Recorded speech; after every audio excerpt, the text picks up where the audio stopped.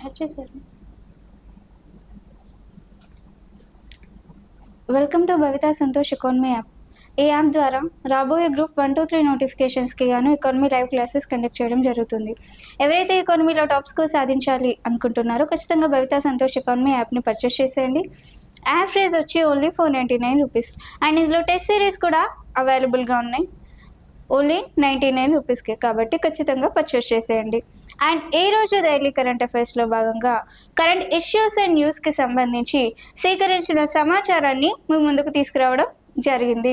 మరి current issues and న్యూస్లో భాగంగా ఈరోజు కరెంట్ ఇష్యూస్ని మాట్లాడుకుందాం. దాంట్లో రేపు జీవో పరీక్ష అంటే జీపీఓ పరీక్షకి సంబంధించి కొంత సమాచారం. జీపీఓల నియామక పరీక్షకి సంబంధించి ప్రభుత్వం ఇప్పటికే ఏర్పాట్లను పూర్తి చేసింది. అంటే మే 25న జరగనున్న ఈ పరీక్షకి గాను స్క్రీనింగ్ టెస్ట్కి ప్రతి జిల్లాలలో పరీక్షా కేంద్రాలను కూడా ఏర్పాటు చేయడం జరిగింది. మరి దీంట్లో విఆర్ఓ విఆర్ఏలందరికీ ఆన్లైన్లో దరఖాస్తు చేసుకున్న వాళ్ళందరికీ ఈ ఎగ్జామ్ రాసేందుకు అర్హులుగా వీరు ప్రకటించడం జరిగింది. మరి ఏ వెబ్సైట్లలో దీనికి సంబంధించిన సమాచారాన్ని పొందుపరిచారు అనంటే CCLA అనే వెబ్సైట్ నుంచి హాల్ టికెట్లను డౌన్లోడ్ చేసుకోవచ్చు అని చెప్పి సౌకర్యాన్ని కల్పించడం జరిగింది. ఏ వెబ్సైట్లో అంటే CCLA అనే వెబ్సైట్లో హాల్ టికెట్లని డౌన్లోడ్ చేసుకునే సౌకర్యాన్ని కల్పించారు. మరియు గత VRO మరియు VRAలో చేసిన విధులు బాధ్యతలకు సంబంధించిన అంశాలతో కూడిన ప్రశ్నలే ఉన్నందున వీరికి ఎగ్జామ్ అనేది మరింత సులువుగా ఉంటుంది అని చెప్పి వివరించారు. మరి ఈ పరీక్ష అనేది ఎన్ని మార్కులకు నిర్వహిస్తున్నారు అంటే దాదాపుగా 100 మార్కులతో దీన్ని నిర్వహించనున్నారు. ఇంగ్లీష్ పత్రాలకి ఇంగ్లీష్ ఎగ్జామ్ రాసే వారికి ఇంగ్లీష్లోనే సమాధానాలు, మరియు తెలుగులో ఎగ్జామ్ రాసే వాళ్ళకి తెలుగులోనే సమాధానాలను ఇవ్వనున్నారు. మరి హాల్ టికెట్లపై సూచనలు, మరి దీనికి సంబంధించి 10 గంటల తర్వాత ఎవరికి హాల్లోకి అనుమతి లేదు అని చెప్పి స్ట్రిక్ట్ వార్నింగ్స్ కూడా ఇవ్వడం జరిగింది. ఇది రేపటి జీపీఓలకి సంబంధించి. టార్గెట్ 18 కోట్ల మొక్కలు అంటే మనకి పచ్చదనాన్ని పెంచే వన మహోత్సవాన్ని కార్యక్రమాన్ని రాష్ట్ర ప్రభుత్వం ఈ ఏడాదికి టార్గెట్ని ఫిక్స్ చేసింది. అంటే వన మహోత్సవంలో భాగంగా 11వ విడతలో నిర్దేశించిన టార్గెట్ని పూర్తి చేసేందుకు వీలైనన్ని ప్రణాళికలను కూడా చేయడం జరిగింది. మరి దీనిలో భాగంగా పచ్చ తెలంగాణ లక్ష్యంగా ఒక ప్రణాళికలను కూడా చేయడం జరిగింది. మరి వన మహోత్సవం అనే కార్యక్రమానికి జూన్ మొదటి వారంలోనే శ్రీకారం చుట్టారు. మరి దీనికి సంబంధించి ఈ ఏడాది వన మహోత్సవంలో భాగంగా మొత్తం 18.3 కోట్ల మొక్కలను నాటాలి అని చెప్పి లక్ష్యంగా పెట్టుకోవడం జరిగింది. మరి గత సంవత్సరానికి గాను 2024లో 20.02 కోట్ల మొక్కలను నాటాలి అని చెప్పి లక్ష్యంగా పెట్టుకోగా దాదాపుగా 18.60 కోట్ల మొక్కలను నాటారు. మరి దీనికి సంబంధించిన సమాచారాన్ని అటవీ శాఖ వారు ఇవ్వడం జరిగింది. మరి ఇప్పటికే ఈ ఏడాదికి సంబంధించిన వన మహోత్సవానికి సంబంధించి ఇప్పటికే రాష్ట్ర వ్యాప్తంగా నర్సరీలలో మొక్కలను ప్రారంభించారు. మరి వన మహోత్సవం జూన్ మొదటి వారం నాటికి అన్ని మొక్కలను సిద్ధం చేయనున్నారు. మరి ఒకే విద్యార్థి ఒకే మొక్క అనే నినాదంతో ఈ వన మహోత్సవంలో భాగంగా విద్యార్థులను కూడా భాగస్వామ్యం చేయనున్నట్లుగా ప్రభుత్వం ప్రకటించింది. మరి ఒక్కొక్క విద్యార్థుల్లో స్కూళ్ళు, కాలేజెస్లో, ఇంటర్మీడియట్ మరియు డిగ్రీ కాలేజెస్లో వాళ్ళు కూడా విద్యార్థులు వన మహోత్సవంలో భాగం పంచుకోవాలని తెలిపింది. మరి దీనిలో భాగంగా ఒక్కొక్క విద్యార్థికి ఒక్కొక్క మొక్క లేదంటే ఒక విద్యార్థి ఒక మొక్క అన్న నినాదంతో దీన్ని ప్రారంభించారు.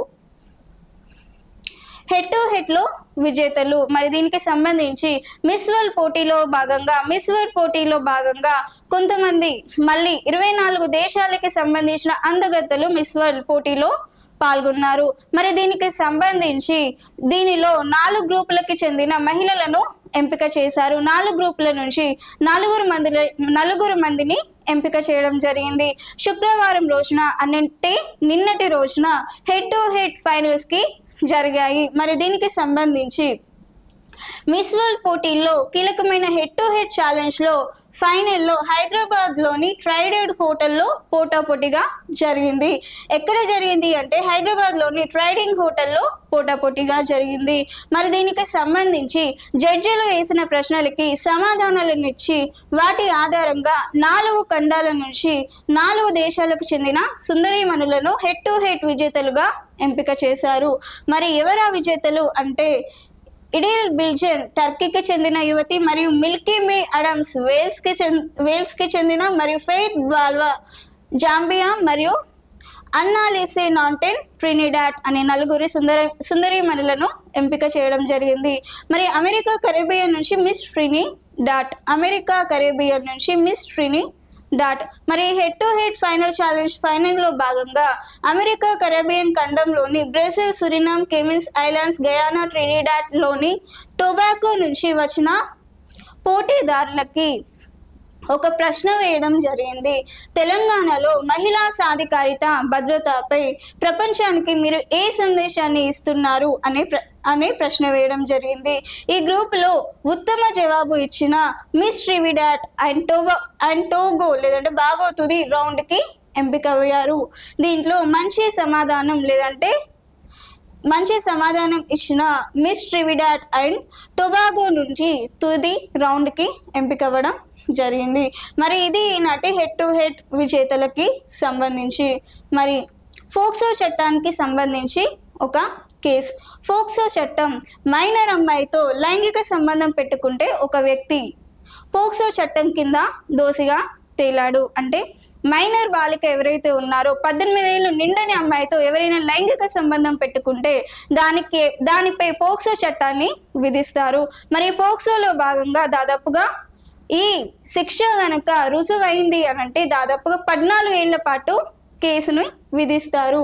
మరి దీనిలో భాగంగా ఒక సినిమా కూడా రావడం జరిగింది. రీసెంట్ గా కోర్ట్ మూవీ కూడా చూసాం. దానిలో భాగంగా ఈ కేసుని ఏ వ్యక్తిపై అయితే కేసు వేశారో ఆ వ్యక్తిపై సుప్రీంకోర్టు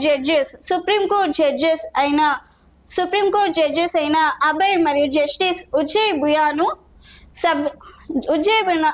బుయాను ఒక సంచలనమైన నిర్ణయం తీసుకోవడం జరిగింది. మరి దీనికి సంబంధించి ఫోక్సో చట్టంలో ఇతడు బాధితుడుగా లేదంటే నిందితుడుగా గురి అయినప్పటికీ ఇతడిపై ఎటువంటి కేసులు విధించకుండా ఈయనని నిర్దోషిగా భావించింది. మరి ఎందుకోసం అనంటే ఎవరైతే ఫోక్సో చట్టంకి సంబంధించిన నిందితుడు ఉన్నాడో దీనికి సంబంధించిన బాధితురాలు 2023 సంవత్సరానికి సంబంధించిన 2023లో వేసిన ఈ కేసుకు గాను బాధితురాలు ఎవరైతే ఉన్నారో తను మేజర్ అయిన తర్వాత దోషిని పెళ్లి చేసుకొని ఓ బిడ్డను కూడా కని సంతోషంగా ఉంది. అంటే మైనర్ గా 18 ఏళ్లలోపు ఇలాంటి సంఘటనలు జరిగితే తప్పు అన్నప్పుడు 18 ఇయర్స్ తర్వాత మేజర్ గా మారిన తర్వాత వీటిపై ఎలాంటి కేసులు ఉండవన్నట్టు మేజర్ అజయ్ మరియు జస్టిస్ ఉజ్జయ్ బుయాన్ గారు దీనిపై కూడిన బెంచ్ నిర్ణయించడం జరిగింది. సుప్రీంకోర్టుకి సంబంధించి ఈ నిర్ణయాన్ని ఇవ్వడం జరిగింది. మరి ఇది ఈరోజు ఫోక్సో చట్టానికి సంబంధించి. నెక్స్ట్, షూటింగ్ లో భారత్ కి చెందిన కనన్ కి స్వర్ణం. భారత్ కి చెందిన ISSF జూనియర్ ప్రపంచ కప్ లో భారత యువ షూటర్ కనక్ సత్తా చాటింది. మహిళల 10 మీటర్ల ఎయిర్ పిస్టల్ విభాగంలో స్వర్ణం సాధించింది. మరి దీనిలో 8 మంది షూటర్లకు 24 షాట్లు ఆడే అవకాశం ఉన్న ఫైనల్లో కనక్ 329 పాయింట్లను సాధించి అగ్రస్థానంలో నిలిచింది. మరి రెండవ ప్లేస్ లో అన్నాడోసి 237.3 పాయింట్లతో రెండవ ప్లేస్ లో నిలిచింది. మరి మూడవ ప్లేస్ లో చెన్ యోన్ కాంస్యం గెలుచుకుంది. మరి మార్షన్స్ అండ్ చాగోస్ దీవులకి సంబంధించి హిందూ మహాసముద్రంలోని చాగోస్ దీవులపై తన సార్వభౌమత్వాన్ని మారిషస్ బదిలీ చేసే ప్రక్రియ ముగిసింది. మరి ఈ చారిత్రక ఒప్పందంపై సంతకం చేసినట్లు బ్రిటన్ ప్రధానాధికారి కే స్టార్మర్ మే 22న ప్రకటించడం జరిగింది.